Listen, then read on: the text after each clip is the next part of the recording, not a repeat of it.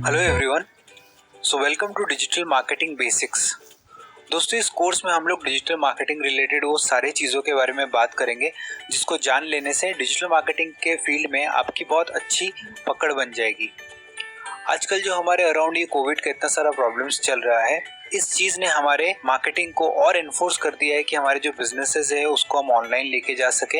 एक untapped market यहाँ पे खुल गया है स्टूडेंट्स के लिए, फ्रीलांसर्स के लिए, पार्ट टाइमर्स के लिए, कि आप लोग इस डोमेन में आए और उन बिजनेसमैन की हेल्प करें, बिजनेसेस की हेल्प करें, सबको ऑनलाइन ले जाने के लिए। डिजिटल मार्केटिंग, जैसा आप ऑलरेडी जानते होंगे, एक मीडियम है, एक तरीका है जिससे हम लोग मार्केटिंग को डिजिटल यानी कि ऑनलाइन सर्च इंजन के थ्रू, कंटेंट मार्केटिंग के थ्रू, सोशल मीडिया, इन सबको यूज़ करके हम लोग मार्केट कर सकते हैं। नॉर्मली अगर आप देखेंगे तो सारे टाइप के जो हमारे मार्केटिंग स्ट्रैटेजीज जो अभी तक चले आ रहे हैं वो सब ट्रेडिशनल होते हैं। जिस तरह से हम लोग न्यूज़पेपर में एडवर्टाइजमेंट वगैरह देते हैं ना, वो सब ट्रेडिशनल मार्केटिंग के अंदर आता है। डिजिटल मार्केटिंग इसलिए भी बहुत ज़रूरी है क्योंकि आप यहाँ पे बहुत कम अमाउंट के साथ अपना जो मार्केटिंग है वो कर सकते हैं। बहुत अच्छी तरीके से आप टारगेटिंग कर सकते हैं, एग्जैक्ट लोगों तक अपना ऐड दिखा सकते हैं।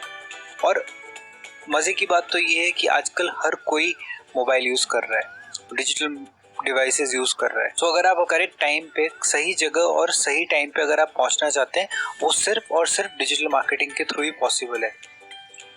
एग्जाम्पल के तौर पे, अगर आप एक न्यूज़पेपर में एडवर्टाइजमेंट देते हैं तो न्यूज़पेपर में एडवर्टाइजमेंट देने के लिए एक तो आपको एडवांस अमाउंट बहुत ज़्यादा लगाना पड़ेगा, और उसके ऊपर से न्यूज़पेपर का ऑडियंस हर तरह का ऑडियंस होता है, बच्चा भी पढ़ता है, बूढ़ा भी पढ़ता है, हर तरह की ऑडियंस उसको पढ़ती है।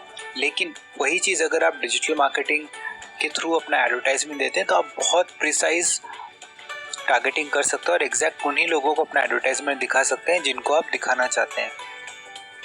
वो सारे स्ट्रैटेजीज के बारे में हम लोग इस कोर्स में बात करेंगे। तो चलिए शुरू करते हैं।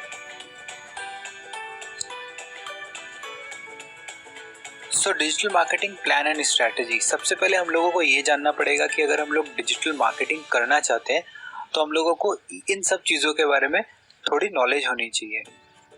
तो डिजिटल मार्केटिंग प्लान और स्ट्रैटेजी अगर आप करना चाहते हैं तो आपको इन 5 चीज़ों के बारे में जानना पड़ेगा।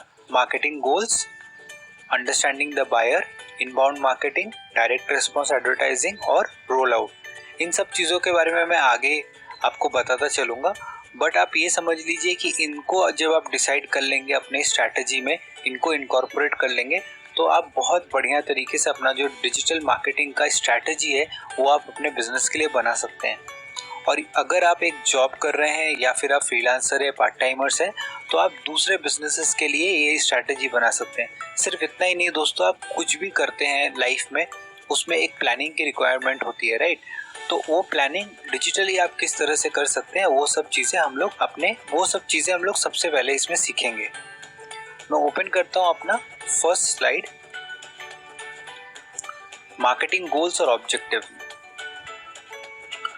जब भी हम ट्रेडिशनली मार्केटिंग करते हैं या हम ट्रेडिशनली अपने लाइफ में कुछ भी करते हैं तो हम लोगों को एक गोल की ज़रूरत होती है। अनटिल अनलेस आपके पास एक गोल है, आप डिसाइड नहीं कर सकते कि आपको क्या चाहिए। उसके बगैर आप ना इन्वेस्टमेंट कर पाएंगे, ना तो आप एग्जीक्यूशन कर पाएंगे। हम लोग यहाँ पे डिजिटली कुछ ऐसे गोल्स देख लेते हैं जिनके हिसाब से हम लोगों का आगे डिजिटल जर्नी डिसाइड होने वाला है।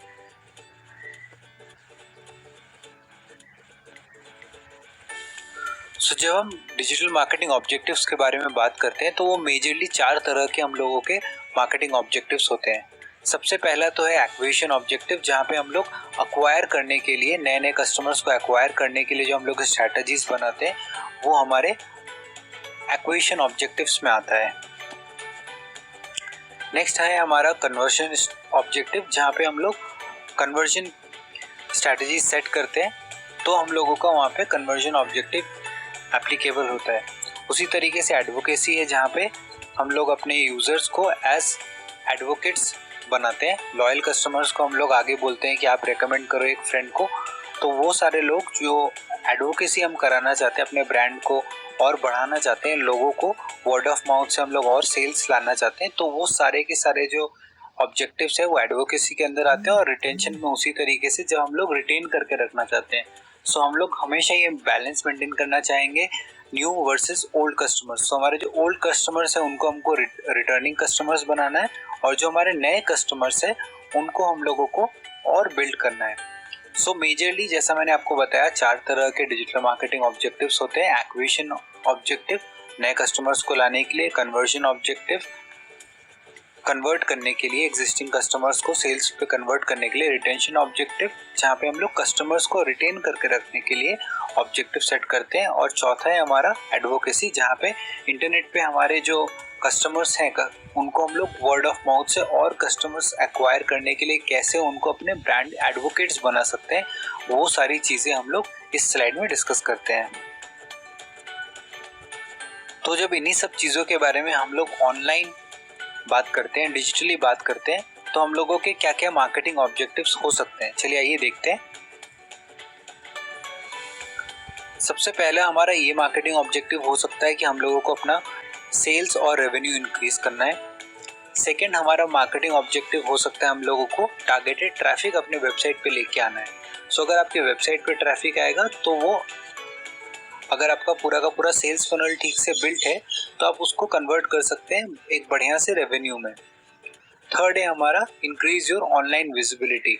आप जो अपना बिजनेस है उसको आप किस तरह से ऑनलाइन लेके जा सकते हैं, वो भी आपका एक मार्केटिंग ऑब्जेक्टिव हो सकता है। और एग्जैक्टली उसी तरीके से फोर्थ है रैंक नंबर 1 ऑन गूगल, ताकि जो आपको इतना सारा जो फ्री ट्रैफिक है, जो लोग आप सर्च कर रहे हैं आपके बिजनेस के बारे में, आपके बिजनेस से रिलेटेड टर्म्स को सर्च कर रहे हैं, तो किस तरीके से आप गूगल के टॉप रिजल्ट्स में आ सकें, ताकि आपका जो बिजनेस है वो एक्सपोनेंशियली ग्रो कर सके। सो इस तरह के कुछ मार्केटिंग ऑब्जेक्टिव्स आप अपने बिजनेस के लिए सेट कर सकते हैं। चलिए हम लोग देख लेते हैं, अगर इसी को हम लोग और ब्रेक डाउन करके बात करना चाहें कि मार्केटिंग ऑब्जेक्टिव किस तरह का होता है, एक्चुअल मार्केटिंग ऑब्जेक्टिव किस तरह का होता है, तो हम लोग एक नेक्स्ट अपना जो स्लाइड है वो देख लेते हैं। सो जैसा हमने पिछले वाले स्लाइड में बात किया था, मार्केटिंग ऑब्जेक्टिव समवॉट देखिए यहाँ पे वैसा ही है, बट हम लोग और ड्रिप डाउन करके हम लोग एग्जैक्ट मेंशन करते हैं कि हम लोगों को किस टाइप का ऑब्जेक्टिव सेट करना है। सो यहाँ पे देखिए, जैसे अगर आपको सेल्स इंक्रीज करने का अगर ऑब्जेक्टिव सेट करना है, तो आपका मार्केटिंग ऑब्जेक्टिव होना चाहिए increase sales by 10% from existing customer by the end of year. तो इस तरह का आप एक ऑब्जेक्टिव सेट कर सकते हैं। या फिर आपको ऑर्गेनिक ट्रैफिक बढ़ाना है 25% से एंड ऑफ ईयर, तो इस तरीके से आप लोगों को अपना जो मार्केटिंग ऑब्जेक्टिव है वो सेट करना होगा। जब आप मार्केटिंग ऑब्जेक्टिव एक सेट करेंगे, उसी हिसाब से आप बैक ट्रैक करके देख सकते हैं कि वहाँ तक पहुँचने के लिए आपको कौन से स्टेज में क्या क्या चीज़ों को करना पड़ेगा। जब आप आगे चल के फेसबुक, गूगल, इन सब पे डिटेल्ड स्टडी करेंगे, स्पेशलाइजेशन करेंगे उनको और क्लोजली सीखेंगे, तब आपको रियलाइज़ होगा कि मार्केटिंग ऑब्जेक्टिव का जो इम्पोर्टेंस है वो बहुत ज़्यादा है। क्योंकि हर एक प्लेटफॉर्म पे, चाहे वो एड प्लेटफॉर्म हो, चाहे ऑटोमेशन प्लेटफॉर्म हो, आपके मार्केटिंग ऑब्जेक्टिव के हिसाब से ही बैक ट्रैक करके बाकी सारी चीज़ों का डिसीजन लिया जाता है। सेकेंड है हमारा understanding the buyer. So until unless आप अपने बायर को बहुत क्लोजली स्टडी कर सकते हैं, बहुत क्लोजली आप उनके बारे में समझ सकते हैं, आप उनको सेल्स अपना जो क्लोज करना है, जो आपका ऑब्जेक्टिव है, वो आप मीट नहीं कर पाएंगे। सो हम लोग इसमें देख लेते हैं कि किस तरीके से हम लोग अपने बायर्स को और क्लोजली स्टडी कर सकते हैं। बायर्स को बहुत क्लोजली मॉनिटर करने के लिए आप लोगों को बायर्स का जर्नी समझना पड़ेगा कि बायर किन किन स्टेज से होके गुजरता है एक सेल को क्लोज करने के पहले। तो आप बहुत ईजिली, बहुत अच्छी तरीके से अपना जो बिजनेस है उसको डिजिटली रेडी कर पाएंगे।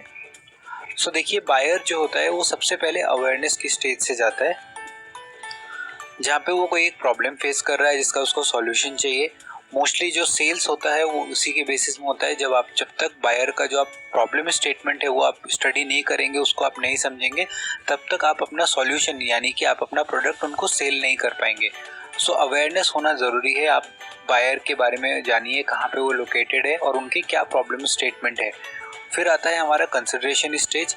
कंसिडरेशन स्टेज में बायर कंसिडर करता है कि कौन कौन से उसके पास ऑप्शंस है, वो चेक करता है customer testimonials, reviews, detailed information लेता है वो सॉल्यूशन के ऊपर। ये सब लेने के बाद फाइनली वो परचेज करता है। लेकिन परचेज के पहले भी अगर आप देखेंगे तो एक फ्री ट्रायल यहाँ पे होता है। सो इतने सारे ऑप्शंस, इतने सारे स्टेजेस से वो गो थ्रू करता है, अवेयरनेस, कंसिडरेशन और परचेज। ठीक है। और ये हर एक स्टेज में यहाँ पे आपका ये बिजनेस लोकेटेड है, हर एक स्टेज में आप उनसे उनका डिटेल्स लेना चाहते हैं, इसीलिए आप उनको पूछते हैं कि not ready to move to the next step, तो आप उनका ईमेल कैप्चर करते हैं। सो ये वो स्टेज है जहाँ पे आप अपने लीड्स का नर्चर करते हैं, आप उनके प्रॉब्लम्स का सॉल्यूशन देने की उनको कोशिश करते हैं और उनको धीरे धीरे इस प्रोसेस से आप आगे लेके जाते हैं ताकि वो एक परचेज को कंप्लीट कर सके।